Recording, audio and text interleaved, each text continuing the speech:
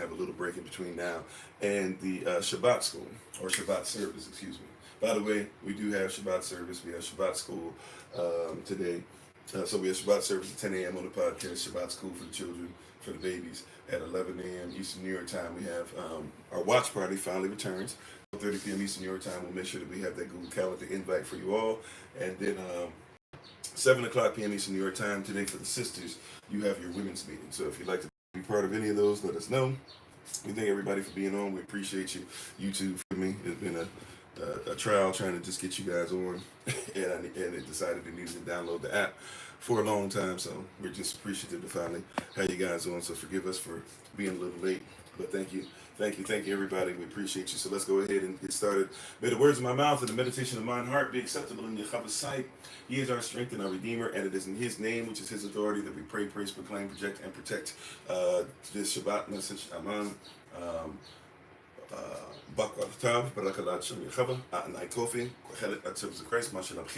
Hello everybody, I am Pastor Kofi, Pastor Servant of Christ, where we are always changing lives one mind at a time, but being the voice of the voiceless and speaking the unspoken. We appreciate you. We hope that your day, your week, everything has been well, prosperous, meaning that you were able to push through it. We know that the provision was already given for those with the vision, so therefore we are excited that you are taking the mission seriously and are putting the proper value towards it and living in purpose, on purpose. We give all honor and praise once again to the Most High Yahweh Elohim. We give all honor and praise to Him for my wife, the Honorable Amma, who lives a life that's able to be honored. As always, you can check her out on TikTok, YouTube, her website, and Pinterest at Bloom and Flourish, not A and D, the letter N, Bloom and Flourish. She is a healer, herbalist, chemist, and biologist by degree. And once again, start looking up. We're starting to put the posters up and everything. We've got the posters up now in different places, including in the community section on YouTube, but in different places you'll be able to see things posted for Pentecost coming up. We'll try to make sure that that's posted somewhat on a regular basis. That'll be June 16th at 3 o'clock p.m. Eastern New York time, physically in Lanham, Maryland. The address is on the flyer, so you can go ahead and look there. We did try to text it to people that are in the area. So if you're living in the area or living in the Northeast region of the United States of America, or even close to it, Virginia, we might even send it to some of you in Ohio, places like that. Feel free. We will start at 6, but if you're coming physically, we'll probably be able to hang out about 3 o'clock or so, maybe even 2 or so to start setting up. At like 3, we'll probably be able to just break bread, talk, hang out, maybe even, who knows, do some adult type icebreakers, things like that. So of course we'll make sure that we're ready for those things. And then June, we'll make sure we've been putting the flyer out, but we'll make sure we start sending it out to everybody in the Atlanta, Georgia area, those close to it who want to meet up with us when we go to support Apostle Dr. Tamach and her service. I'm supposed to be speaking there for 30 minutes and then part of a panel as well. And we'll be able to fellowship throughout the whole day. If you guys want to join us for the live session that day and some other things, we'll make it a point to do that as well. And then even maybe break bread in the evening. That'll be June the 22nd.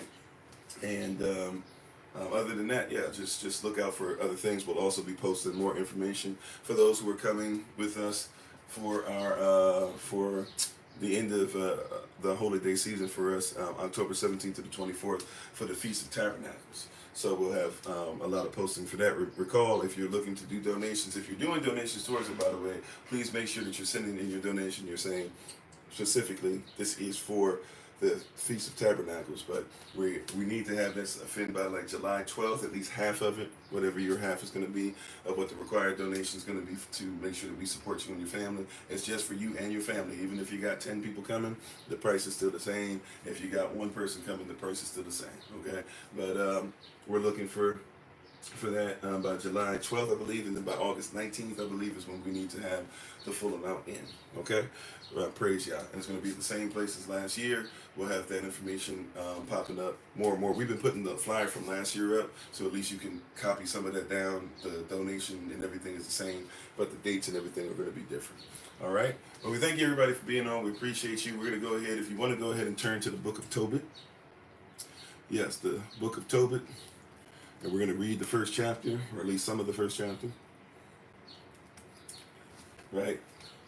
So once you have it, say amen, say I got it, say I'm with you. While you're doing that, let's say hello to everyone real quick. I'm sorry. Let's say hello to everybody real quick. Once again, thank you for being on Facebook, TikTok, YouTube. We appreciate you. How you doing? Cultural Prospect, Minister Shantae, Beck, Shabbat Shalom to everybody. How you doing, DB, Craig, Charles, Iska, Anthony, everybody. Let's see. Sister Nadine, Ronnie, Bradley, Zah Chosen. You said, what is Pentecost? Pentecost is 50 days. Penta is the 50.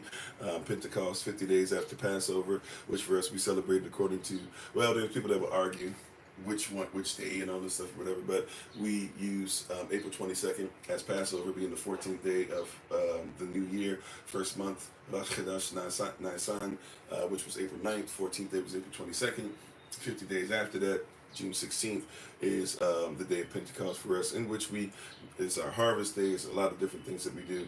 And it's a holy day that we're instructed to make sure that we follow. We also give a wave offering. We give Yah our best, our first fruits, all types of stuff. How you doing, King G252, Brother Jermaine?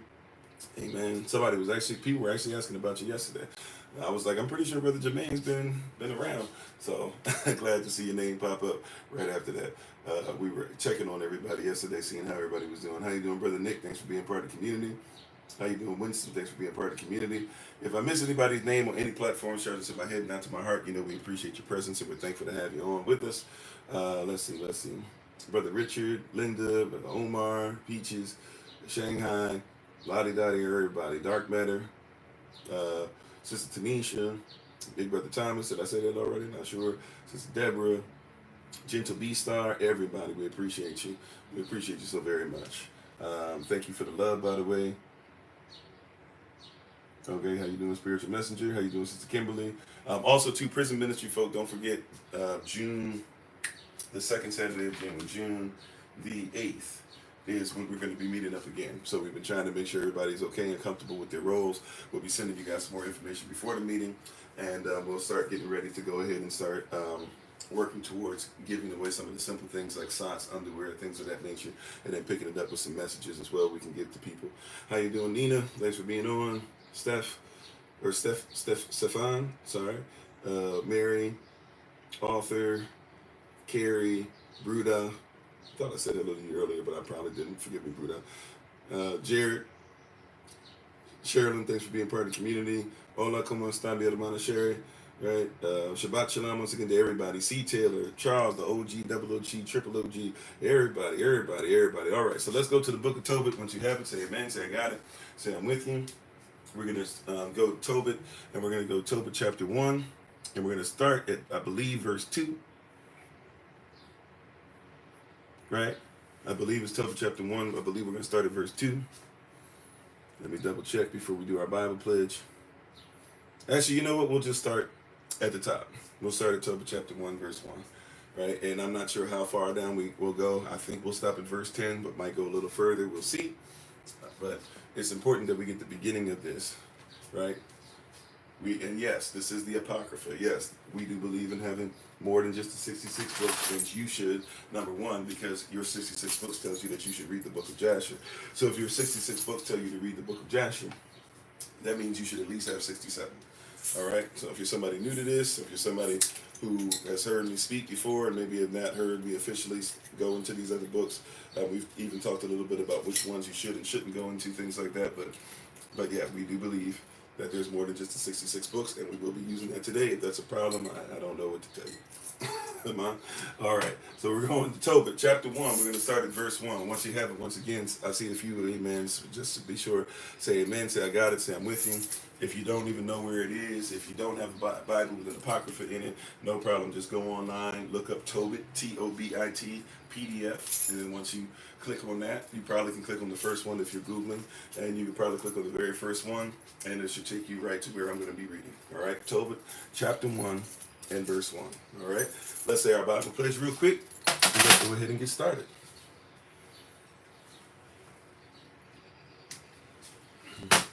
Just repeat after me. Oh, sorry. You can just repeat after me. It goes like this. This is my Bible. This is my sword. And this will I trust. For Yahshua is Lord. No sword of God shall ever be heard. For this is my Bible. And this is Yah's word.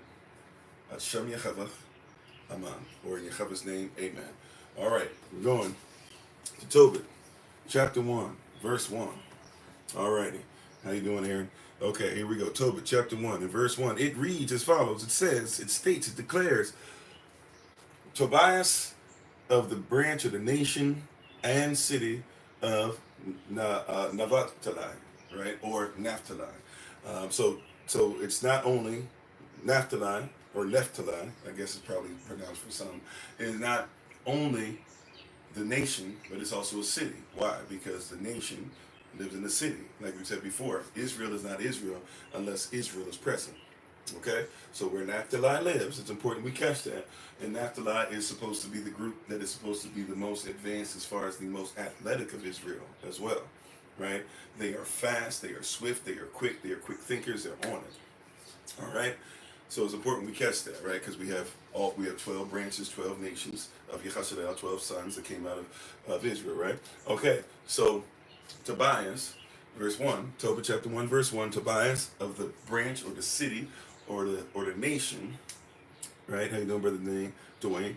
So Tobias of the nation and city of Naphtali or Naphtali, which is in the upper parts of Galilee above Naasan, beyond the way that leadeth to the west, having on the right hand the city of Savat, all right, which we won't get too deep into that part. Verse 2, when he was made captive, repeat the language, when he was made captive in the days of Salmanasar,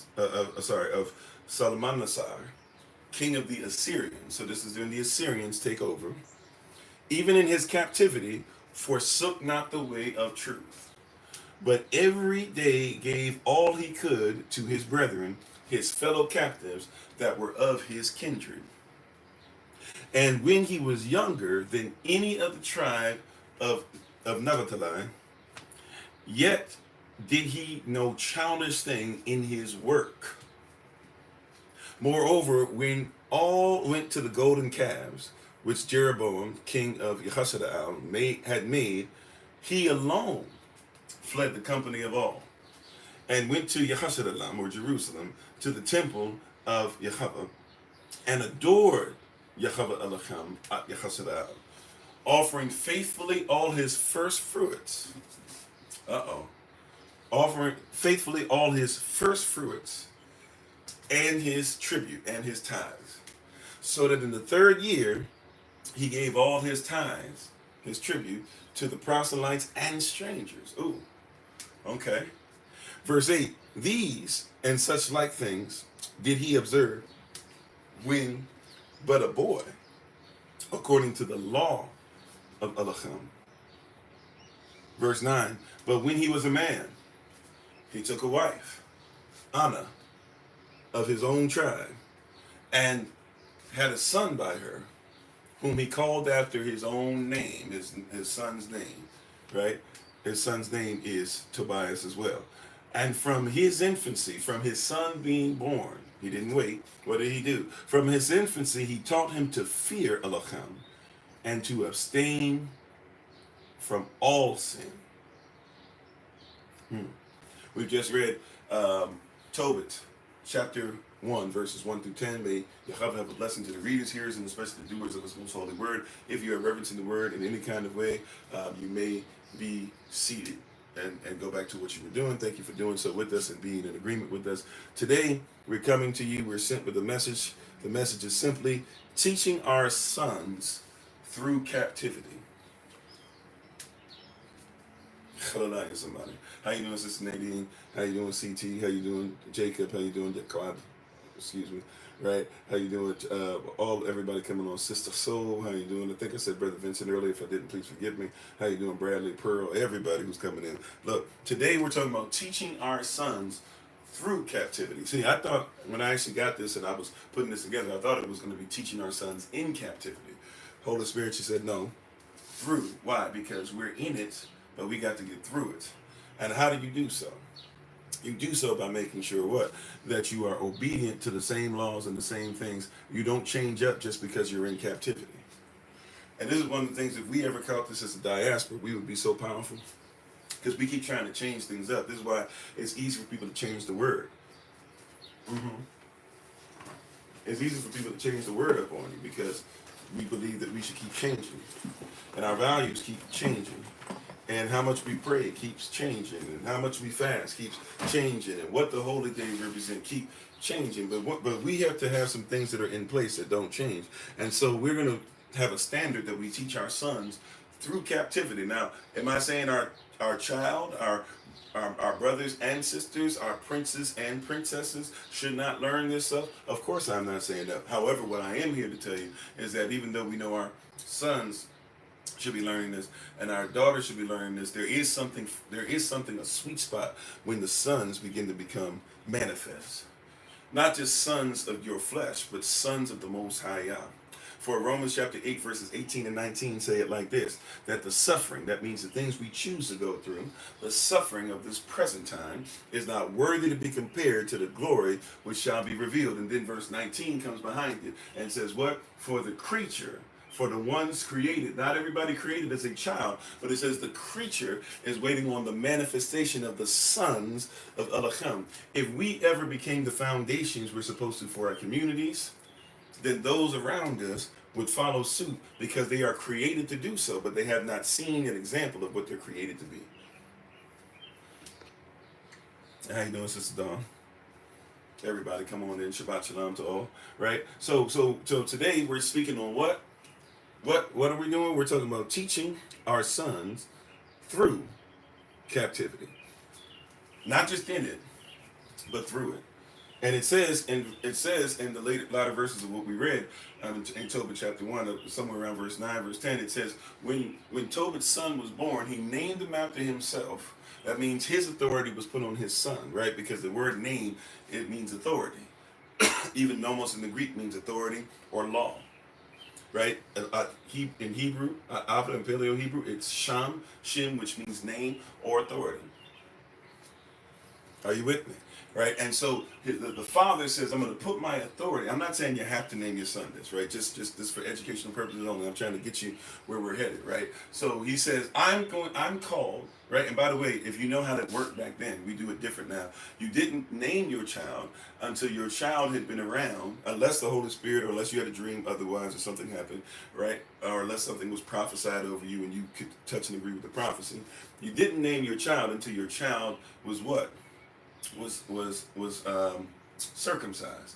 You didn't circumcise your son until they've been around 7 days. And once you circumcised your son after that 7-day period was up, then you named them because you had actually seen the personality of your child. Nowadays, we're ready to name our children before we even know what they're about, right? How you doing, babe? My wife is on the Honorable Amma. As always, check her out on TikTok, YouTube, her website, and Pinterest at Bloom and Flourish. Not A-N-D, the letter N. Bloom and Flourish. She's a healer, herbalist, chemist, and biologist by degree. Come on. So, excuse me. So in all these things that we're talking about, we have to make it a point to realize that he put his name on his son.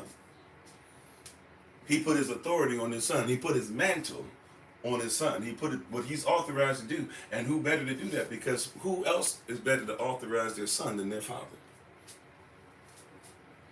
Come on, somebody, right? Who better to authorize? See, this is why culture is important. We don't learn this stuff. But see, who better to authorize your son and see if your son carries your ways and your demeanors and different things like that?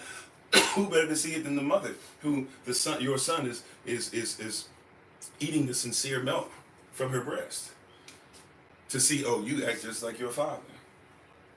Who better than the parents? And so the father bestows his authority on his own son and says, this is what you are now. This is who you are now. See, nowadays we're used to naming things before, right? The world wants you to name stuff before you even see what it does. Name it and claim it before you even know what you called to do. I don't know how many people will tell me that they name and claim things and they can't tell me what their purpose is. Tell me, I don't even know what a vision is.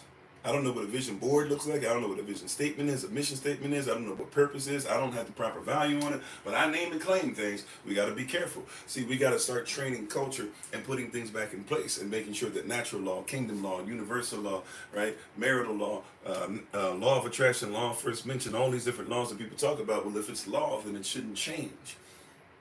See, we're used to the world's law, the world's constitutions that change over and over and over again, but we have an advantage. We have a constitution that has never changed. The articles have not changed. There have not been amendments to it. Because what Yah spoke, it was spoken before the foundation of the world. Just because you're catching up with it in eternity doesn't mean that it's new. You are made to be a new creature because you've never seen your real self. So it's new to you, but what's new to you is something that Yah has seen because he saw it before you even were born. Right, and when you don't have a purpose, your purpose is chaos. In other words, you are chaotic. Or somebody has a purpose for you. How you doing, Sister Donna? Right. So here we see in Tobit chapter 1, it's very important. Verse 1, it says that Tobias of the nation and the city of Navatali, right, which we've said before, they are swift, they are athletic, they are people who are very proud of who they are, right? In the upper parts of Galilee, above Nisan, right? Verse 2, we see Tobias was made captive in the days of Salmanasar, who was the king of the Assyrians at that time.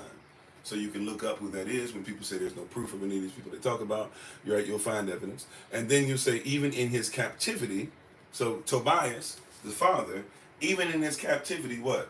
In his captivity, he forsook not the way of truth. Shabbat Shalom, Sister Keita, Shabbat Shalom to everybody coming in. So even in their captivity, how you doing, Sister Alyssa? Even in being in a state where the beast has a hold over them and they have a puppet king, because we'll find out that there's a king coming up, and when we hear this king's name, when it says Jeroboam, the king of Israel, well, how can you be the king of Israel, excuse me, and or be the true king of Israel, and you're under Assyrian rule? This is a puppet. Like we were talking about yesterday, we were talking about what these colonizers use informants. This is an informant king. This is a puppet king. There's someone who bows down to other people's ways. But it says, even in their captivity, excuse me, I'm not sure what's going on. It tells us in the word, even in their captivity, excuse me, even in the midst of their captivity, Tobias never forsook the way of truth. Amat is amat. Yea is yea, nay is nay. If the Bible says it, if the scroll say it, if the word says it, if the Most High says it, it is what it is. How you doing, Jay Smooth? Right? It is what it is.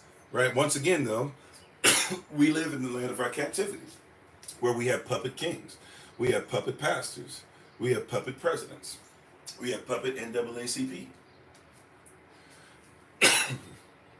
Excuse me.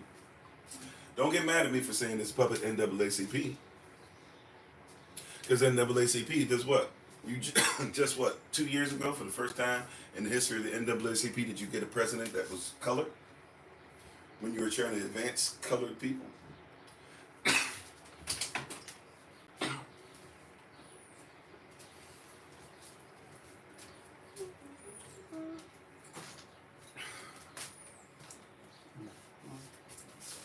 So you just, for the first time, got somebody who's colored to be the president. Not over a chapter. I'm talking about over the NAACP. That's a puppet. You see that? That's a puppet, right? If you just now supposed to be advancing your own folk, right? That's like you being a feminist, and you feminists, you just finally got power for the first time. Oh, wait a minute, the feminist movement has never had power, because even Gloria Steinem and all those, you have always submitted to the CIA, right?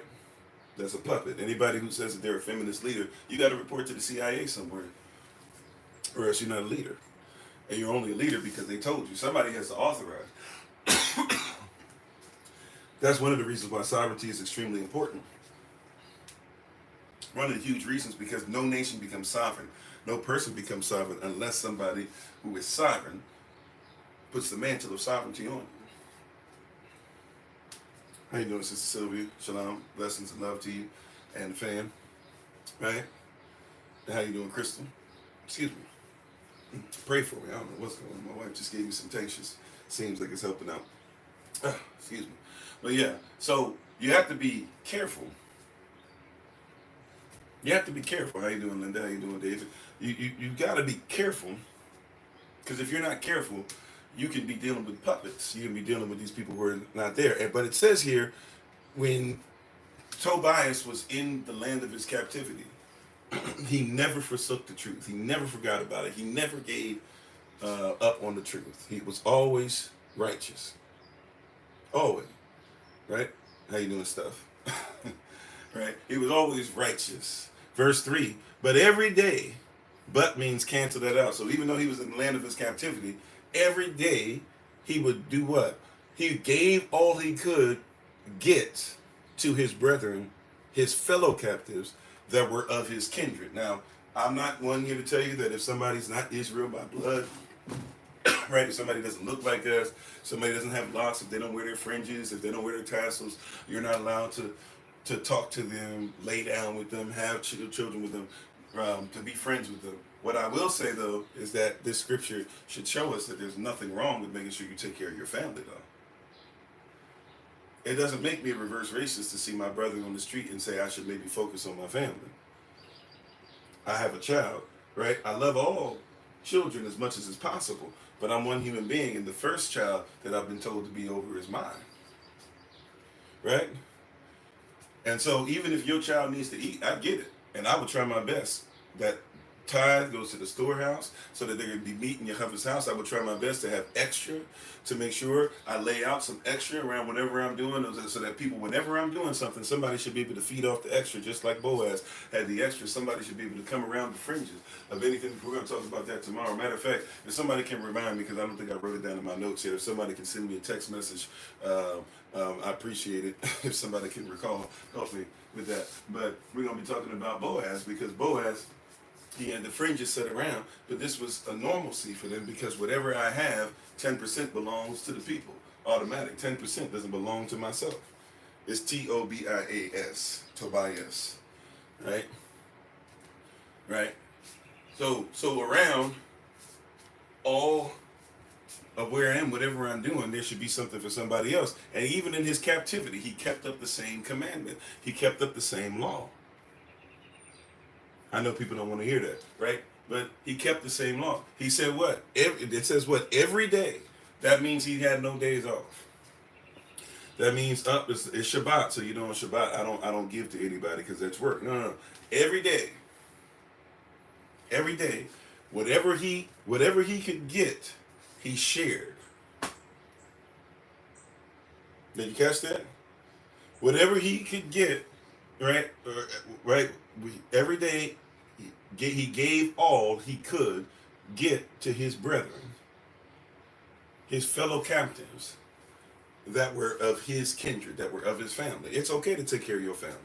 How you doing, Minister Tamara? And people will try to make you feel bad about the fact that you would take care of your family first. I would not be a man if I didn't take care of my family first. The Bible declares, in all the preaching and teaching and everything that I do, the Bible declares that if I do not take care of my wife and my family, I am less than an infidel. I am less than a non-believer, or whatever you want to call infidels, and some of you got a lot of weird definitions for infidels, but whatever you want to make an infidel, put me as less than one if I will not take care of my family. Right?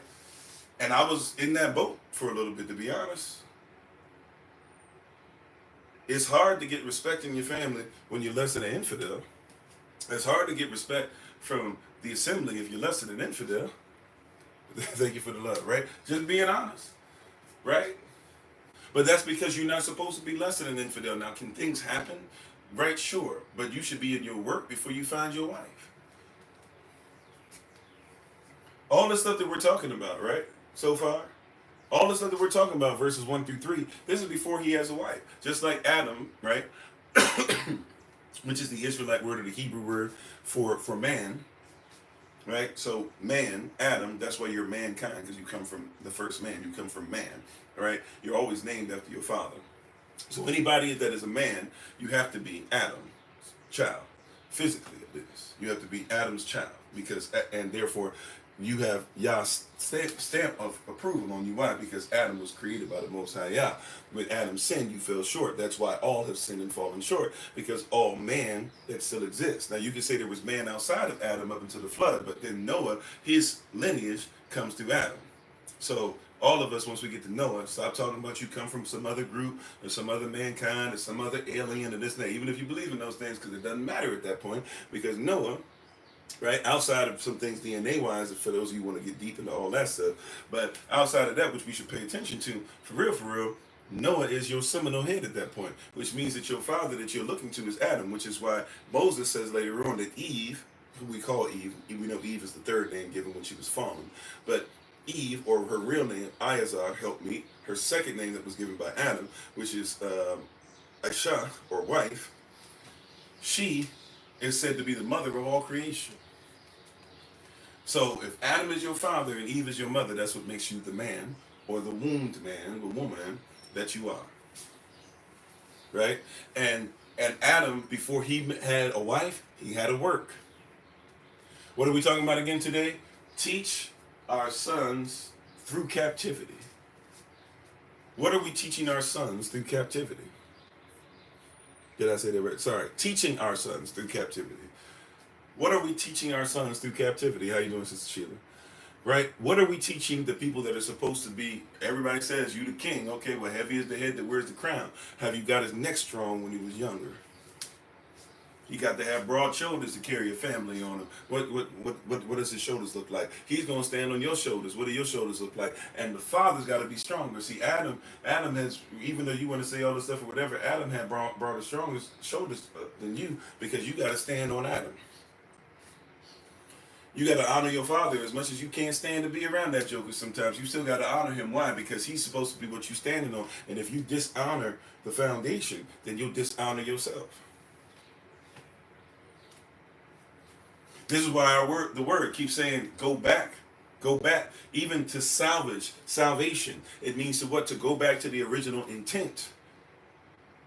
Salvation happens when we work out our own salvation, when we get back to who we originally were, what our fathers represented. Even Abraham in Jubilees chapter 12, right? Verses 25 to 27. He had to go back to the language of creation.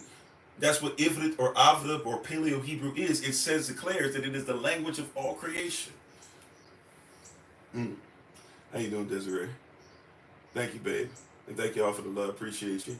Right? So you got to ask yourself, are you so busy trying to be new in Testament that you don't realize somebody separated Testament on their own? And by the way, that only separated Testament on their own because they wrote in old and new and you believe it. But then not only that, then they didn't teach you about the Apocrypha that goes with old and new. And didn't even teach you that revelation is not about revealed. Revelation is about rejoice. Because the word revel means to rejoice, which means that the world, they think that it's apocalypse, because that's in the Greek what it means. But to those of us who know what revel is and know what it is hezon in Avda or Paleo Hebrew, we recognize that what the world is sad about and is worried about and is going to be weeping and gnashing of teeth for them, we rejoice about, because that's not going to be our, their fate is not ours. How you doing, Sister Melissa? Right? Are you hearing what I'm saying today? Are you with us? Right? So once again, we've got to what? We're teaching our sons through captivity.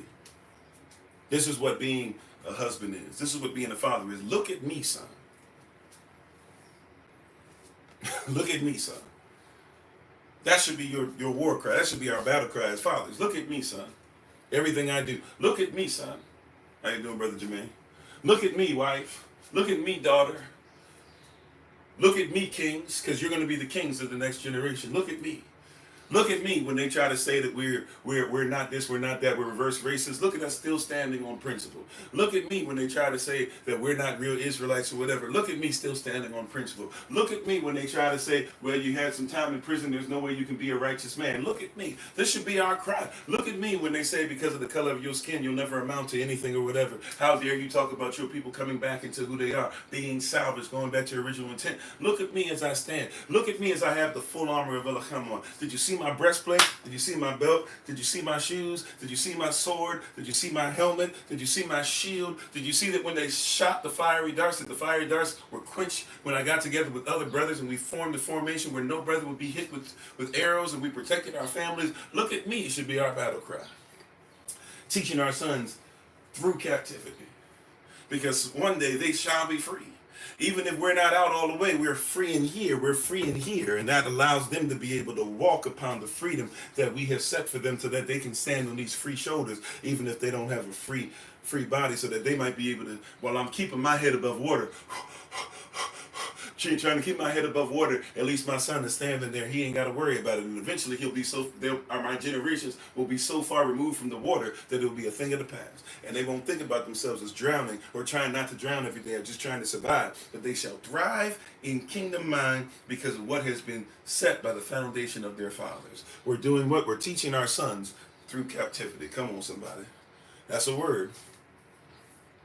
My son shouldn't be taught like everybody else, because he's not going to be in the captivity everybody else is in. He's going to be free from the world, free from the cosmos, free from the system. He doesn't belong there. Why would I teach him what they learn? And if I teach him what they learn, it's only so that he can combat it, because he's going into battle. But praise Yah, the battle is not his. It belongs to somebody higher. Teaching our sons. That's why we need these teens and these babies, and some of these spiritual babies, and some of these newcomers, and some of these new believers, and even some of the diaspora and some of the remnant that's out there. We need to make sure that we build a bridge so that they feel free, that they can cross over the moat. Some of you are so excited to have these moats up that nobody can reach into the kingdom, or you're the only people that can get a word, but your people are dying. You got to teach them through captivity. What's the point of your freedom if you won't fight for the freedom of others? All right, so we're in Tobit, T-O-B-I-T, if that's new to you. We're in the book of Tobit chapter 1 and verse 3. But every day, Tobias every day gave all he could get to his brethren, his fellow captives that were of his kindred. He focused on his family. Verse 4, and when he was younger, even as a young man, that means he was taught well as well. So it says later on we're going to see that he teaches his son, but we see that he must have been taught well. Because why? Because he was doing this when he was younger than everybody else, when he was a young boy, when he was a young man. From the time of his childhood he was doing this. We can't wait until he's 18 and then we'll try to see. We can't wait until, well, people might try. No. We got to teach them now, because these babies are in captivity every day now. Why do you think that they're acting the way they're acting now? Why do you think they're picking up the guns that they're picking up now? They're at war now. You know how we know that they're at war? How you doing, Stephen Burns? I had to say Stephen Burns since we got multiple Stevens. Right? How you doing, sir? Right? You know how we know we're at war now? Because when the police come through, the police wear what they wear when they go to war. The police have better war gear than some of us did when we went over to Iraq and Afghanistan. For real, for real. Look at what they wear when they go into the street. Sometimes they got the helmet on. They always got the bulletproof vest on. They've got mad weaponry on, right? They've got the boots, the combat boots on. They've got all this stuff. This is what your little boys are going through. This is what your babies are going through. They're in captivity, but aren't allowed to defend themselves. How in the world is it that the people who are supposed to be the peacemakers walk around defending themselves because they know how dangerous it is, but you're not making sure that your son has his helmet on, or his breastplate on, or his shoes ready for peace that surpasses all understanding, or his belt to make sure that he's always girded up in truth, or to make sure that he's got his sword, which is the word of Yah. How is it that the police walk around ready for war, but you're not? And you're supposed to be greater than the police. You're sovereign. You're supposed to know the law greater than the Pharisees and the scribes. Y'all gonna be mad. They're gonna be mad at us now. Look, this is for educational purposes only, but it's gonna become manifestation one day. This is for educational purposes only. Hey, don't be upset when we start making sure that these brothers and sisters can defend themselves. Right? We took a break from it because everybody had to go back to school, but summertime is coming. Parents, I implore you. I beg of you, make sure the babies come back on for the summer lessons that we have, including stuff like Kung Fu. They need to be able to do stuff. They need to be able to defend themselves. And someday they're going to be going and they're going to be, Solomon doesn't have real weaponry, but one day they might be in the range. He got some air weapons at least. Because they're at war. I know you don't want to hear this, and I know you say, well, Yah has us, and I don't have to worry about anything. Sure, but Yah says to protect your family. I don't believe anywhere in the Word, I've never read where it says that if I'm ready to protect my family, that Yah would be displeased. I've never read it. Now, if you can show me where it says that when you're ready to defend your family, especially as a father, especially as a man, right? If you can show me where it says to defend your family is unrighteous, then I'll go ahead and I'll back up. Right? I know that Yah wants to protect, but he also says have his mindset. And if his mindset is to protect his family, then my mindset is to protect my family. By any means necessary. as long as it be righteous. You got to put that on there, get somebody ready to go. How you doing, Sister Monica? Right? I'm just saying, so you show me the scripture where it says, don't defend my family. See, you can't have it both ways. Don't tell me that as a man, right, that I'm supposed to make sure that I'm watching over my family, making sure that they have security and affection, but then you say, take away the most effective way of securing my family. It doesn't work. Either I can secure them or I can't. He said, even Christ said, sell a cloak and buy a sword. Right? Be wise in all things. Okay. All right. So verse 4. And when he was younger, when he was a young boy, he was younger than anybody of the nation of Naphtali. It says, yet even in his youth, did he no childish thing in his work. There's a time to play. If there's a young boy that ends up listening to this, I know these are not specifically made for our children. We have other teachings that are specifically for the children. But hey, if there happens to be a young boy or a young child listening to me, there's a time for work and there's a time for play, even when you're young. We act like these babies are supposed to be, and you know they're not, because you want them to go to school and be in a cubicle. That's what their desk is. You want them to have a low clerical work. Low clerical grade work. What do I mean? You want them to go to a cubicle all day and sign paperwork and do that. That's what they're training them for. You're thinking that they're going there. Why aren't you having fun at school? What's wrong? You should enjoy school. You don't enjoy going to your cubicle 8 hours a day. And you know that you ain't even working 8 hours a day. You're just supposed to look like you're working. Your child hates looking like they're working too. Your child can learn the same stuff they learn in school every day in about 30 minutes to an hour a day. Did you know that? Go to the best schools in the world. Since you like the world system, go to the best schools and you'll discover that they don't be having children. Matter of fact, you'll discover that some of the children, they sign in or they tell the children when they're coming, when they're not. You'll discover that there's other places to where the child will write excuses for themselves because the children are raised to tell the truth, to live in the truth, and to be righteous. And so the teachers trust them and the parents trust. The parents don't even check up on the children as much as what y'all think they should. Because they're trained. But you're trained to have your child dependent on the system because you're dependent on the system, and you depend on the system to put your child in the same position that they put you in. What sense does that make if we're trying to break free?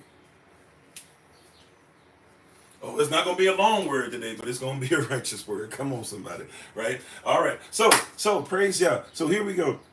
Verse 4. So when Tobias, Naphtali, was the youngest, he did no childish thing in his work. Don't miss that. Have fun, my brother, but don't be childish when it comes to your work. When it's time for your work to get done, it's time for work to get done. I'm not saying we can't smile and laugh and joke and sing and praise and do all that stuff in the midst of our work. But when it's time to get to work, we're not being childish about it. When it's time to work in praise, I'm not childish in praise. Somebody says, let's get behind the keyboard and stuff. I go to a different place. It's time to go to work. There's time to practice and time to shed and do all the other stuff. But we're not trying to just make up stuff or trying to practice, trying to do stuff in the midst of a ceremony, in the midst of getting together, in the midst of giving praise, in the midst of Israel coming together. That's when we come together to work. That's when we're battling in the spirit. That's when we're lifting things up. That's when we're saying we want this to be a sweet smelling savor. You keep playing around, you end up like Aaron's sons. If you don't know what I'm talking about, go look up Moses' brother Aaron, and look up what happened to the maiden. Hey, Shabbat Shalom to you, Sister Cassandra. Right? Look at what happened. And Moses didn't even stick around that long. He said, see, I told you. Messing around, playing around. I told you, get them boys under control. Go read it.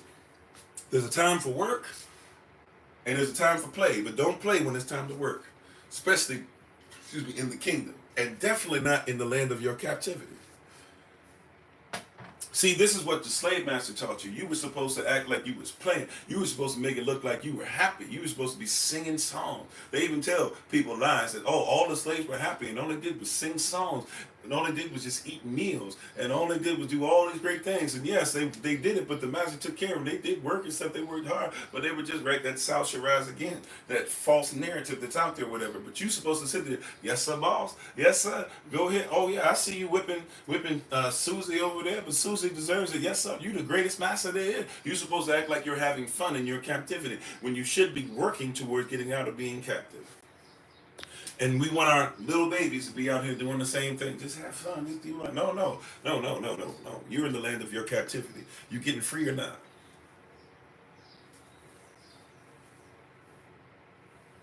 You in the land of your captivity. You getting free or not? Okay, we got to put that work in. All right, verse 5. Thank you for the love. Appreciate it. I've never seen that one. Thank you. Moreover, when all went to the golden calves. Wait a minute. See, this is why we got to get this thing together. People be talking about only Kemet. This is Assyria. This is Assyria. We still got the golden calf. Oh, you thought that was just Kemet only. You thought it went away. You thought people still don't worship the golden calf. The golden calf is still showing up. You're free from Kemet. The Tobit chapter 1, we read verses 1 through 10. We're in verse 5 right now, right? You thought the golden calf went away. Here you are later on. You think that the spirit of the golden calf has gone away. You think that they're still not using the obelisk today. You can't talk about the Vatican without talking about the obelisk. You can't talk about Washington, D.C. without talking about the obelisk. You can't talk about the story of ISIS without now talking about Columbia on top of the Congress building, the modern ISIS. We're still dealing with the same thing. But watch what Tobias did, rather. Watch what he did that's different than what we do when it comes to this. It says that when Tobias, moreover, so more important than him not being childish. So moreover means this is more important even than what we just read. So do your work. You can do childish things, but even as a child, Tobias didn't what? He didn't mix he didn't become childish when it was time to work. Watch this. Moreover, when all went to the, oh, you know what? Okay, I got to be obedient. Holy Spirit said backtrack. Let's rewind a little bit. Watch this. All right, look. Tobias, as a child, Tobias as a child, he knew better than to put childish things when it was time to work and put them together. Childish is not only you laughing and playing, because that's all I talked about. And I don't want to be disobedient. Childish doesn't mean you just laughing and joking. Childish means you acting like a little boy. Right? How many men, see this when he's a child, he's learning these things. He had these things put in. How many grown men who are supposed to be husbands are dealing childishly with their wives? Ooh. How many grown men are dealing childishly in their finances? We. How many men childishly believe that the more toys you have, the better man you are?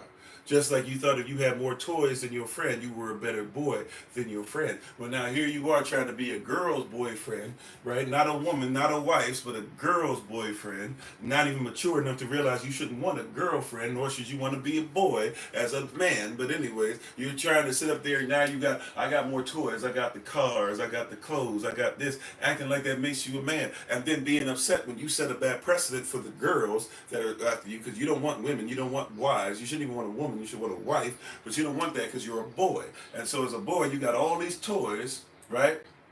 And you want a girl that's just going to be the best toy, but this toy gets to go on the shelf. At least so you say you want her to be on the shelf, but you only want her to be on the shelf when everybody comes by so they can look at her and say, look, she's one of your trophies. Meanwhile, though, when everybody's gone, you treat her like she's dirt, and you say all she should be doing is bowing down unto you as if you're somebody worth bowing down to. If you can be childish, oh, I know. I'm talking today, and we talking heavy. Be mad, right? Right? Be mad. But I'm trying to tell you, right?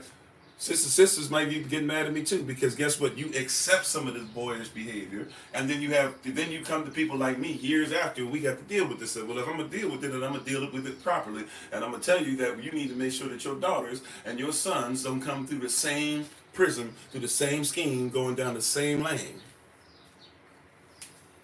You were dealing with little boys. I don't care if the boy was 40 years older than you. He was a boy. Like, can we start there? Why did so-and-so do that? Was he a boy? Was he childish? Look, I have things that I'm childish in too. I got to get myself together. I'm not perfect, but what I'm saying is I recognize that there's time for work, and if I'm going to work in it, I can't do manly work with childish behavior. You can't be a manly husband. You can't be a kingdom husband and at the same time talking about you're a kingdom child. Unless you're only talking about you're a child of the Most High. But if you're a child of the Most High, He expects for you to get off the breast and to be able to eat some steak.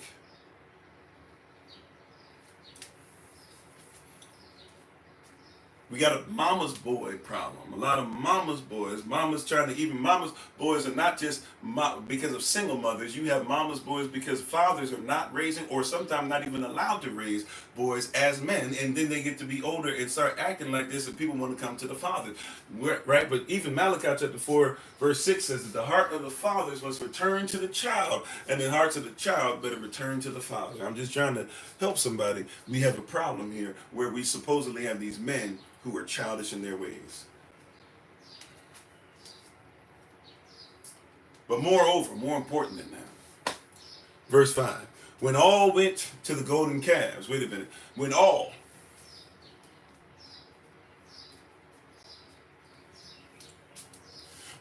went to the golden calves, don't miss that, when all went to the golden calves, which Jeroboam, king of Israel, the false king of Israel, the fake king of Israel, the fake man of Israel. This is who we're supposed to look at for manhood, right? But he's a puppet. And when your man begins to simply be a puppet for his master, you're in trouble. I'm not just talking about your relationships. I'm talking about your man that you look up to in the kingdom. How you doing, Sister Monica? Right? When your man, right, that you look up to. I know you don't want to hear this because you think this is misogynistic. Oh, we shouldn't look up to women. Of course we should look up to sisters. But let's be honest, right? The protection is supposed to come from a certain place. The foundation is supposed to be in a certain place. The strength is supposed to be in a certain place. And when your man begins to look like his puppet master, you know that's what the puppets were originally made for anyways. They were made to tell stories and to make you get in gear, and the person is using the puppet as a tool to train you to do what they would like you to do. That's why you have schools. They used to be skulls, right? But if you know what a school is, it's interesting that you would not realize that there's really no difference between a school of children and a school of fish. I don't expect anybody to stand out in a school of fish. And they come together in the school of fish feeling that they can get protection, but the school of fish are ultimately schooled by other masters or by predators, and the predators put them into balls and stuff like that they might be able to eat of them.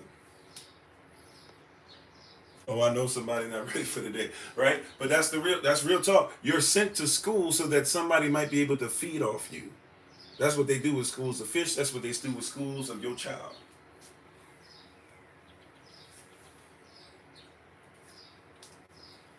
That's the reality. I know you don't want to hear it, but that's what they do. Your child goes to school. Why you talk about my child stands out? How does your look? I know. Look, please forgive me. Know my heart. I'm about to say something. I'm led by the Holy Spirit. I've got to be obedient. I know this is gonna make some of you upset because not my baby. I know that's what you're about to hit me with. But I'm gonna say I want you to be obedient. I want you to forget obedience, even though you should never do that. But just hear what I'm saying. I want you to listen. Not only listen, I want you to hear. Do you have ears to hear? You might not have ears to hear. This might go above your head. It might go so much to your heart because your heart is so ready to defend your child. But I'm here to tell you, as much as you think your baby stands out and your child is sent to school, they are not sent to school to stand out. Because how do you stand out in school? You stand out in school by being just like everybody else or being what everybody else should be. If everybody got all A's, they'd be okay with it. And because your child gets to sound like your master and gets to give a commencement speech, they get to give these speeches that they give at the end as a valedictorians and things of that nature. You go, my baby is better than all these other children. Your baby is just leading children into the same thing. They're not called to stand out in the world. If they stand out in the world, it's because somebody said, I've chosen for them to stand out in the world. But why do we want your child to stand out in the world anyway? And thank you for the love. I'm sorry if this is offensive. I'm just being honest with you. Your child is not sent to school to stand out. Your child is sent to school to be obedient to the beast. Your child has been sent to school to believe that it is all right for the same behavior that they've done. Right? Watch this. Some of you wish. Check this out. What if I were to tell you, even though this is a reach for some of you, what if I were to tell you as an adult that I could put you in a situation to where you could literally spend 20 to 25 years of your life at a job and then be able to retire? You would say that'd be great. And I say you don't have to work anymore. Wouldn't you say, wouldn't that be all right? For a lot of you. For many of you, you say that's too much. But just be honest. If I were to say I could put you in a situation for 20 to 25 years and you could just be there, and if you just be obedient to it and stuff, you'll have some fun, you'll have some breaks here or there, you'll have some time to play, you'll have some time to go on vacation. Matter of fact, you'll have months off this job. Unless you feel like going above and beyond, you can even have months off. Just give me 20 to 25 years and you'll never have to work it again. You'd say that'd be amazing, wouldn't you? A lot of you would. Because that's not been your experience. Because you're in the world. Right? Now watch this. And you would think it would be. But it's not. Now watch this. You went to school for 20, 25 years and supposedly retired from school. But here you are. And some of you still have debt for about 4 of those years, if not more. And the interest on it is so crazy that you might not ever pay it off. And all it did was take you from one school to another. All it did was take you from your first real job, from when you was a little child and you celebrated, you were so happy to be on the bus. You know, they put prisoners on buses. Ask me how I know. Right? In the same way when I was on the bus in school, when you were on your way to prison, people wanted to sit in the front and the back and all this stuff, whatever. People made jokes and people laughed.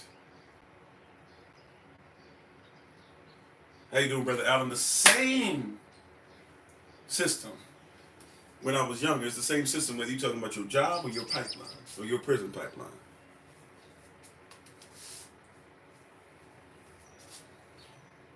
Can't recall what you did 3 years ago at your job because it didn't really matter, but you were looking busy. Meanwhile, you can't recall what you learned 3 years ago in your school, but you look busy at your desk. At your desk, just like you're at your cubicle. You get a break, just like you get recess. You get lunch, just like you get lunch break. You have gossip, just like you had gossip. You got your clicks, just like you got your clicks. They trained you to do the same thing, but you're so busy talking about how you're going to stand out. They don't even want you to come out of captivity. This is why, once again, I praise for the opportunity and give honor unto her for the fact that I wanted to say, look, I wanted to say, hey, we're talking about, teaching our sons in captivity. But no, you got to teach them through it. You got to teach them through it because they got to come out. How you doing, Sister Shima, if I didn't say so already? So anyways, back to Tobit chapter 1, verse 5. It says, moreover, more importantly, when all went to the golden calves, which Jeroboam, this puppet king of Israel, had made, he wasn't king of Israel at all, he alone fled the company of all. So Tobias, when everybody else said, I'll go ahead and bow down to this golden calf and I'll just do what this system said. See, and if you don't recognize that the golden calf is, once again, childish. The golden calf is immature. The golden calf is a calf, right? It's a calf. Yahweh is known as Alav or Aleph. Aleph is an ox, is a full-grown ox. But an ox calf is what? Immature. It's missing some things. And a lot of people would rather stay in immature places than to make sure that they serve a mature, fully perfected Elohim who is eternal. They'd rather deal with the false eternal or just even in false equivalencies and live in the temporary and get the immature word rather than get the complete mature word. See, Alav represents father. It represents source. It represents strength. It also represents cultivation. It represents the Most High. It represents being one. It represents holiness. It also represents ox because of the power that the ox has. This is why you should be equally yoked. There's two ox that come together. Two perfected oxes who have their own powers and they are connected by one yoke. That's why you're evenly yoked. You're not even or equally yoked because you both are equal to each other. You're equally yoked because you have the same standard that yokes you together. So that when you move, the other person has to move. And if you say do this, the other person has to agree with you, not because of one of you being better than the other. You're two oxen that are powerful in what you do, but you've decided to become one through the yoke. The yoke is the same. Not you. You misrepresented because we don't know the culture. The yoke is the same. The ox are different. They both have power. They both have lanes. They both have gifts. But they have a yoke that comes together. So we might as well use the same gifts so that when the master tells us go left or go right or go forward, that we know how to do it together. We have no choice. We're yoked in this together. We might as well make sure that we use our gifts to help each other. Thank you for the love, right? So, moreover, when all went to the golden calves, the immature. When you worship idols, you're immature. When you worship idols, you're incomplete. When you worship idols, you're not the Most High's child. You're just a child. How you doing, Sister Sheila? How you doing, Javier? All right. Verse 5. Moreover, when all went to go the golden calves. Now this is important. It doesn't say just when the Assyrians went. It doesn't say just when the Assyrian king Salmanassar went. It doesn't mean just when the puppet king Jeroboam went. When everybody went. As a young boy, he had enough sense and had enough kingdom in him that when everybody said, we'll just bow down to the calf because it'll just get us through, he said, no. It said, not only did he not do it, it said he fled the company of all. He got out of their company. He wouldn't even be around them. Don't even let it be around me. How you doing, big brother Thomas? Don't even let it be in my presence. Verse 6, and when he left the company of all, verse 6, and went to Jerusalem, to the temple of the Lord, and there adored Yahweh Elohim of Israel. So when everybody else just did what the Assyrians do, when in Rome do as the Romans do, when in Assyria do as the Assyrians do. That's why you do as the Greeks with the Greek letters. When in Greece do as the Greeks do. The Romans, they like Greek too. So when in Rome do as the Greeks do. Right? The Romans also like Latin. So you like all these Latin terms. If it's not Latin, it's not scientific in your eyes. So therefore, when in Rome, do what the Latins do. Your whole thing is through somebody else's prism. But Jeroboam said, when everybody went to something that's immature, incomplete, false, and is idol worship, I know what the law says. I know what the third law says. Not to take his name in vain. I know what the first law says, to keep his law holy, or to keep realize that he's holy. There's none above him. I know what the second law says, that there's no idols to be brought before him. He said when they started disobeying the law, Tobias had enough sense to say, I'm leaving y'all and I'm going to where? I'm fleeing and I'm going where? I'm fleeing the company of all in verse 6, and he went to Jerusalem, to the place where Yah is the head of our peace, Yahashalallam, and he went to the temple. And there he adored Yahweh Elohim of Israel. And when he adored him, this is what happened. It said he offering faithfully all his first fruits and his tribute and his tithe.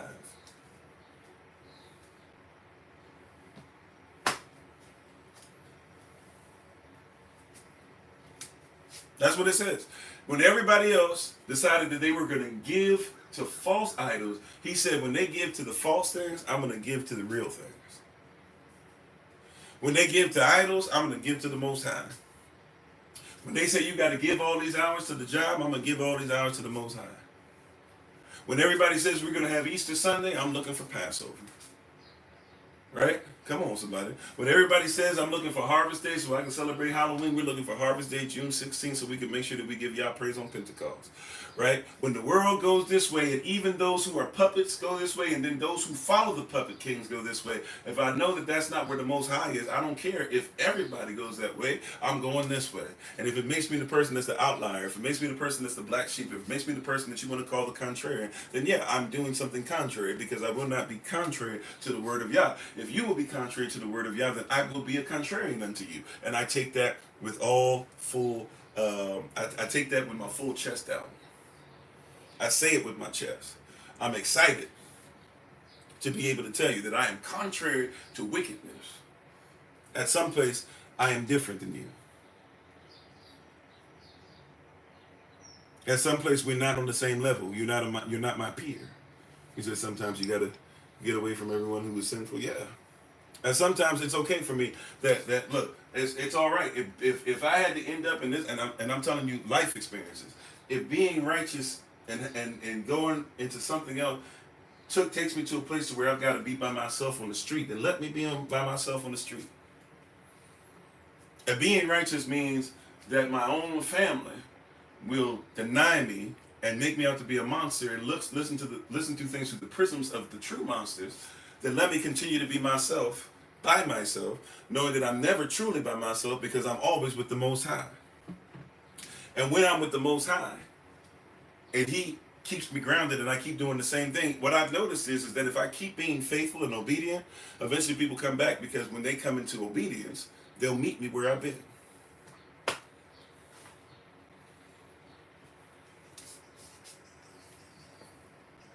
Do you hear what I'm saying?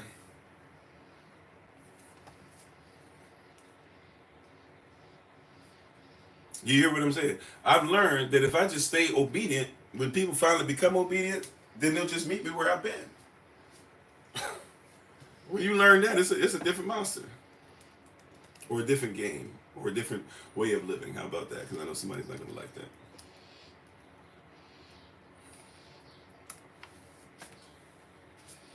Right? So you got to be ready for this.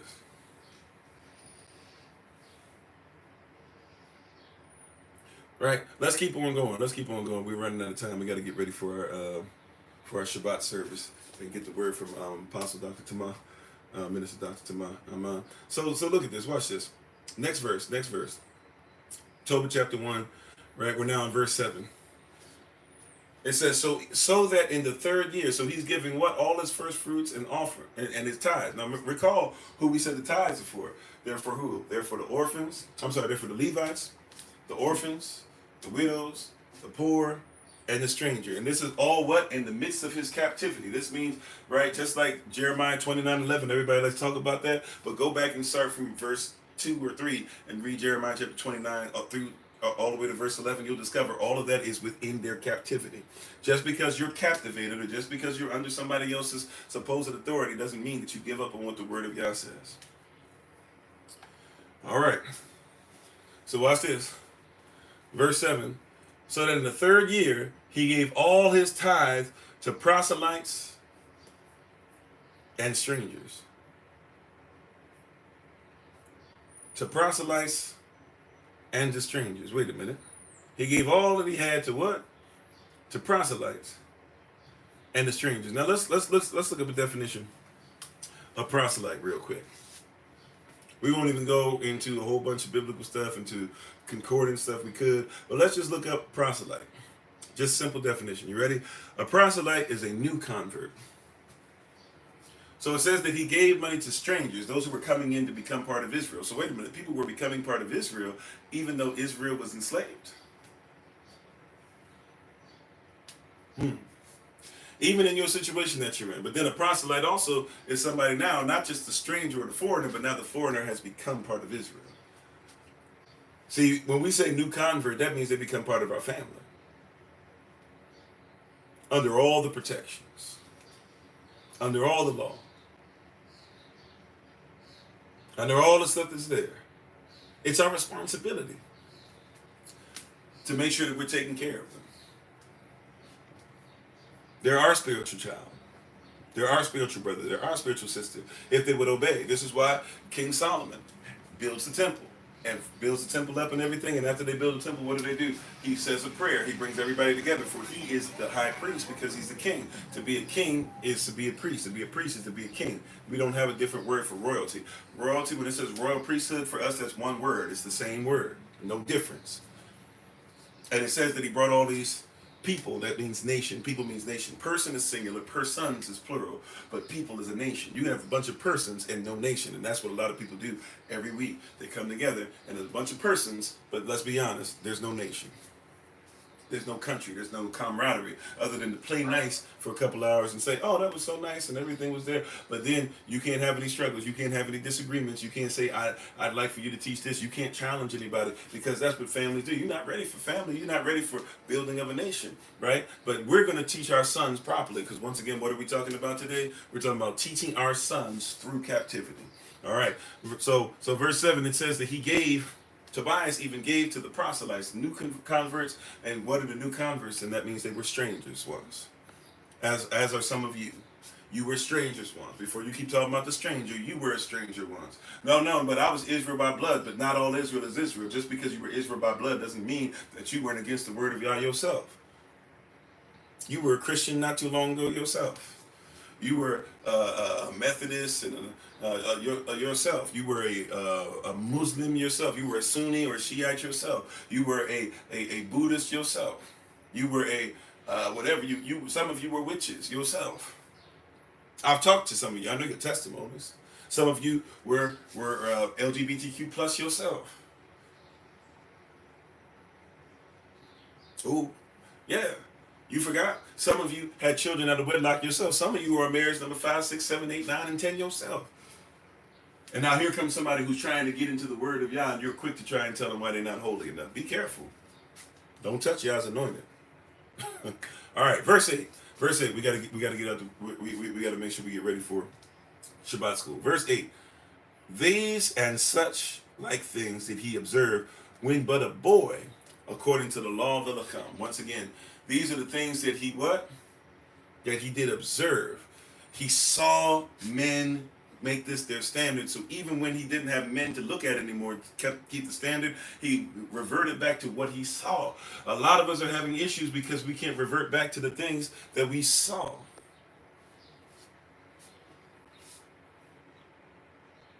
Some of us have never seen this. This is why we need to get under leadership. This is why we've had sermons come out where it says you need a pastor. Right? Some of you need to be able to come to the women's meeting tonight at 7 p.m. Eastern New York time, because you need to be under Elder Amma and be with these sisters and listen to these great women of Yah talk back and forth. You need to hear that it's possible, it's plausible to come out of your situation. Some of you need to hear from the people who have wealth and stuff and are attached to SOC, who would tell you that some of the things that you need to do that you don't want to hear, but you might need to do, because you don't need somebody to always give you something. Sometimes you need to give to yourself. You need to hear the testimonies of those who keep giving and keep giving to the storehouse and keep giving to communities, and don't worry about, hey, I got to give this much money back. But when they give, they always seem to get way more than what they give, which is law. That's a lawful principle. You've been taught this foolishness even in science. Right now, we know science is cultural, so some science is not always as relevant as what you might think. But people talking about, oh no, it's equal. Whatever you give, it has to come back to you. No, if you give to something that's greater than you, you get something greater back.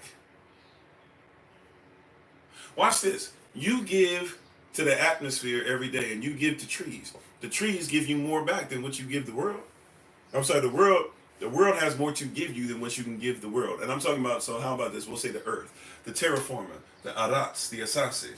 The earth has way more to give you than what you can give it. If you would just simply give a little bit to the earth, it'll give way more back to you than you ever could, because some of you have never given back to the earth, and yet the earth still gives you. You know how I know? Because you're alive, you breathe.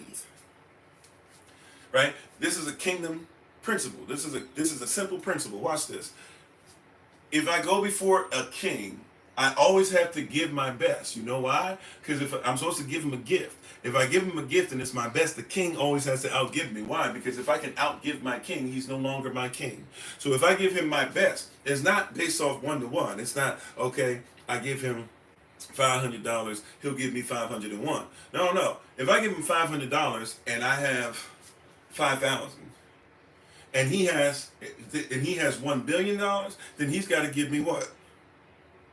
Do the math. If I have $5,000 and I give him 500, if he gave me equal, which is no such thing as equality anyways, but if you're looking at it equally, he would actually have to give me, if he had $1 billion, he would have to give me what? At least $100 million and $1.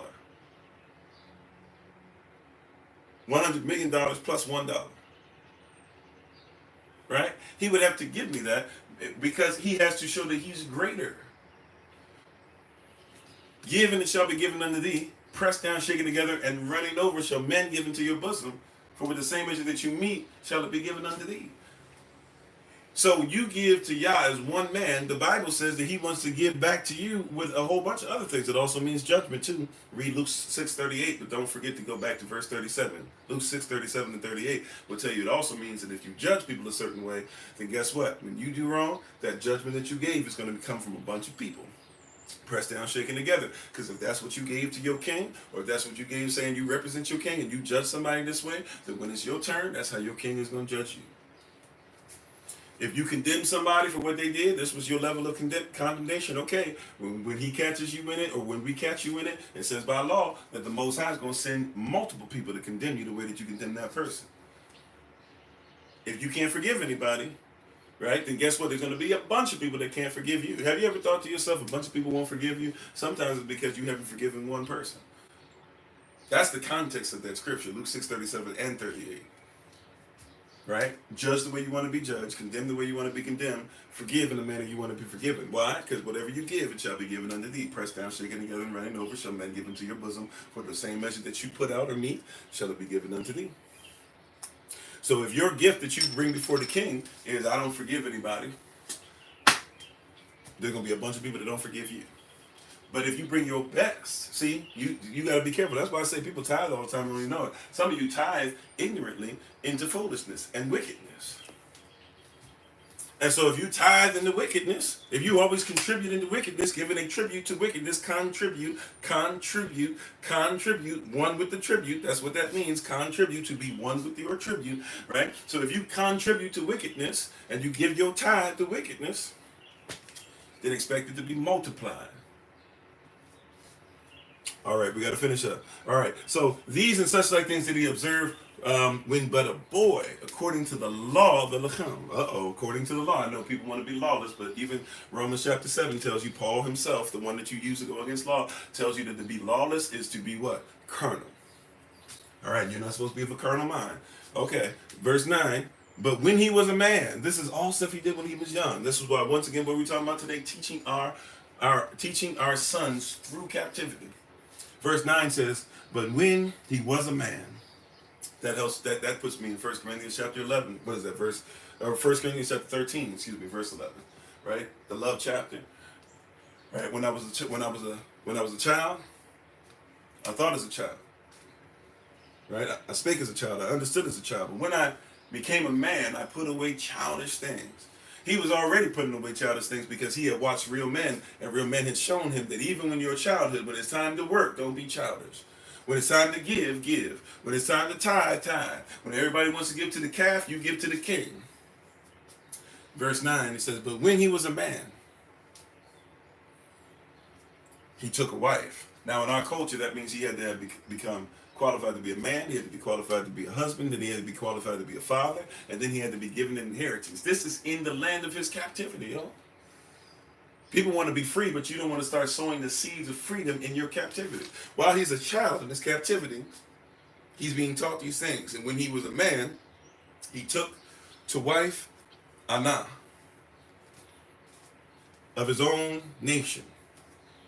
Once again, it said when he's a child, he gave to his nation. Now, am I saying that this means that you can't marry outside your nation? No, what I'm saying is it says here clearly that it's okay with him taking a wife of his own nation. It's saying these things for a reason. And had a son by her. And had a what? Had a son by her, whom he called after his own name. We talked about that earlier. He put his own authority that he walked in upon his own son. If he did it, his son needed to do it. If he saw it be done, then he needed his son to see it be done. Matter of fact, he needed to do it at a higher level because he was doing it in captivity and was raising the child from captivity. And it says that what? Watch this. In verse 10, and from his infancy, when he came out the womb, from his infancy, he taught him to fear, to reverence Elohim. From his infancy, his child came out the womb. He was like, we're gonna start today, right? I know you learned how to come off mom's breast. While you're on mom's breast, you know, the first commandment says, See, some of you are so afraid. You don't even want your children to be part of anything. You don't want your child to come to a Zoom service. You don't want them to go to a building. You don't want them to go to anything. Hey, I don't want to force my child. What are you talking about? You don't want to force your child? From infancy, we teach these babies. He taught them to fear, the reverence of Hashem, and abstain from how much sin? Those of you who have the book of Tobit open, Tobit chapter 1, verse 10. How much sin did he teach his son to abstain from?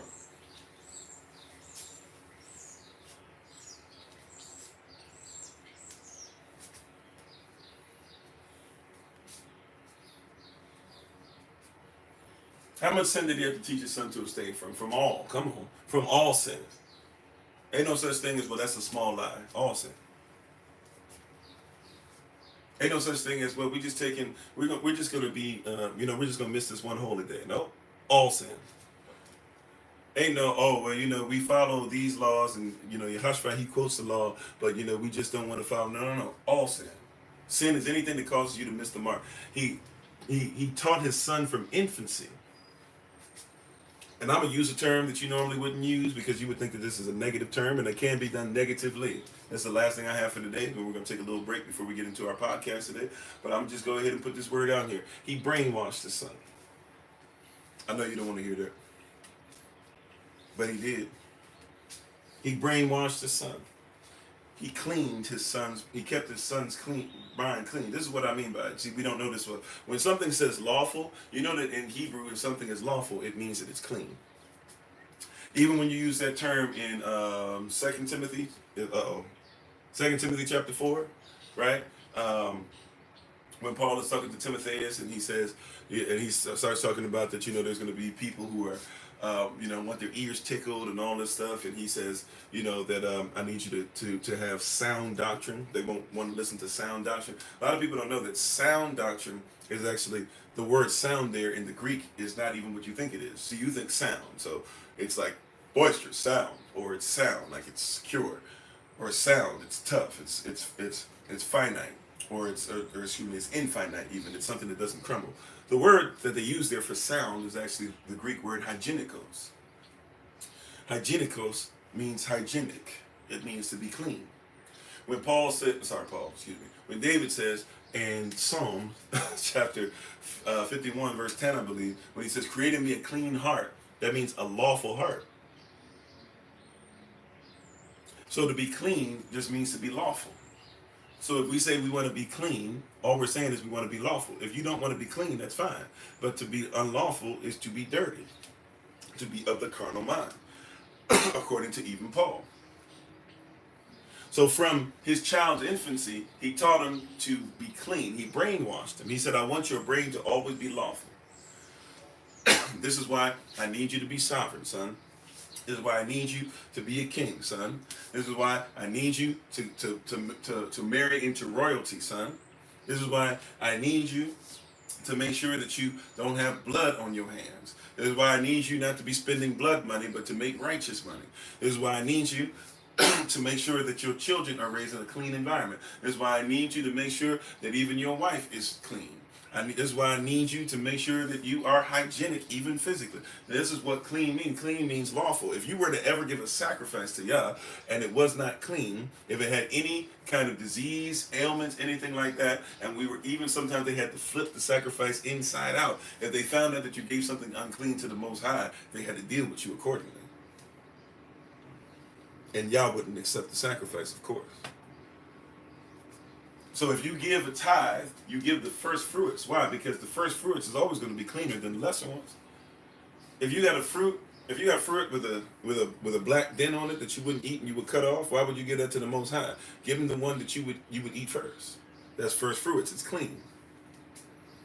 By the way, if you're going to give a sacrifice to them too, then you're going to need to make sure that you're not giving them dirty stuff that's just been sitting in the mud, right? Make sure if it fell down, you would clean it up. Just like if you had some fruit and it dropped to the ground, you would make sure that you wash it off and rinse it off. And you should do it anyways, right? But you wash it and rinse it first before you put it in your mouth. Then wash it and rinse it before you put it on the altar, so to speak. Whatever you give to Yah, it must be clean. You give him the first because before he's had a chance to be able to be in your dirty mentality, you give it up to him so that you don't even, hey, before I even touch it, look, just give it to Yah. Give him the first, just off the top, just give it to him, right?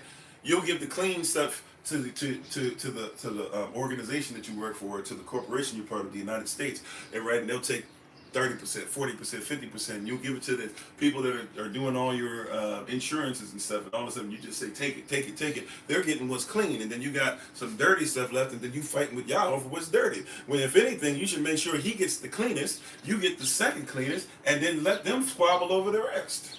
And if you can do that, by the way, you should make sure that you can at least live off of the 10% for yourself. If you can give 10% to y'all and watch him do stuff, then why can't you learn how to live off of 10%, start saving about 50%, and then start worrying about bills with everything else? Because we don't think about that. We reversed it. But we got to reverse the curse and get back on track. That being said, I thank you all. That's all we have time for. We're going to get ready to get into our podcast so we can do our Shabbat service. We have Minister Dr. Tamach giving us a word today. We'll do a quick shout out. If you're on TikTok, you've never done a shout out with us before, stick around. We think you'll enjoy it. And then we'll get some time at the top of the hour, 10 a.m. Eastern New York time, at the top of the hour, wherever you might be. So whatever the next hour is for you, if you want to just wait until then, join us on the podcast. You can join us live by having the Podbean app. We'll put that information up during the shout out. But we thank you all. We appreciate you. We honor you. Sister, so this is what the rest of the day is going to look like at 10 a.m. Eastern New York time with the podcast. 11 a.m. Eastern New York time, we'll have Shabbat school for the children. Your children do need to show who they are, just even if it's for a brief second. And we also need to make sure, if you're somebody who's recording, we do not allow the recording of Shabbat school for the children. If you want to do that, for some reason, you need to make sure you check it out with Elder Alma, please. If those of you who have autopilot, stuff like that, sometimes your autopilot will even come on even if you don't. So you might want to check the settings for that. But just to let you know, unless we work something out with you for lawful reasons, for legal reasons, we have to protect the children, especially. So if you're coming on there for Shabbat school today and it's recorded, I'm just letting you know that I was not told to say this. I'm just protecting it, making sure that it's there, and making sure we don't have no problems. We have to make sure that we say no to the recording. If you miss something, if you have questions about it, you can always get in contact with Elder Alma or myself or any of the parents that come. All right, but that'll be for the children at 10 a.m. Eastern New York time, 11 a.m. Eastern New York time. 10 a.m. Eastern New York time, top of the hour, we'll have the podcast. 11 a.m. Eastern New York time, we'll have Shabbat school for the children. At 12:30 p.m. Eastern New York time, and everybody should get a reminder of it, as well as your Google Calendar invite. At 12:30 p.m. Eastern New York time, we are back on track. We will finish up our watch parties that we've been doing. You got to have the Clapper app for that, so hopefully we'll see you for that. And then at 7 p.m. Eastern New York time tonight, we will have our women's meeting, okay, for the sisters only, of course. All right? So we thank you. We appreciate you. And depending on what age they are, as long as the sisters are mature enough to talk about some real stuff, you can bring teenagers and things on as well for that if you would like, okay? Thank you all. We appreciate you. We honor you. We hope that you take care. We hope you got something out of today's message, and we very much so appreciate you. We're going to do our shout out. If you want to come over to TikTok from whatever platform you're on to join us for the shout out, feel free to. We ask that you keep Minister Anais in prayer. We were able to reach out to her successfully and everything, and hopefully you guys continue to keep her in prayer. For those of you who know what was said last night by her, and thank you for your prayers. Thank you for praying with us with this Mignon situation. I know there's some others. Javier, if you can, I'm going to try to recall, but you might have to call me first or text me or something to make sure you get on me about making sure that we are on track with seeing where you're at too. But we thank everybody. We appreciate you. And just keep on checking for information coming up for Pentecost, June 16th, via Zoom, or even if you're coming in person, all that great stuff. But we appreciate you. Don't forget about June 22nd, that will be in Atlanta, Georgia as well, and we'll be there all day. So you can feel free to join us for that if you'd like to as well. But we appreciate you. We honor you. We thank you. And we look forward to being able to talk to you guys very soon. So you guys have a great day. Shabbat Shalom to each and every one of you. Hopefully we'll see you for different things that are going on throughout the day. And as always, we give our honor to and praise to the Most High. We give praise and honor to Him for my wife, the Honorable Alma, who lives a life that's able to be honored. As always, check her out on TikTok, YouTube, her website, and Pinterest at Bloom and Flourish. Not A&D, the letter N, Bloom and Flourish. She is a healer, herbalist, chemist, and biologist by degree. We thank everybody for being on again. Very much so appreciate you. As always, it's been Pastor Kofi, Pastor Suffer to Christ, where we are always changing lives one mind at a time, but being the voice of the voiceless and speaking the unspoken. And until I have the great privilege, opportunity, and responsibility of being in front of you all again, please remember, as always, that you are loved, you're necessary, you're majestic, you're fearfully and wonderfully made, and you, which is all of us working together, will be the reason why people who are in this system no longer have to be of it. Shabbat Shalom. Peace. To those of you who are still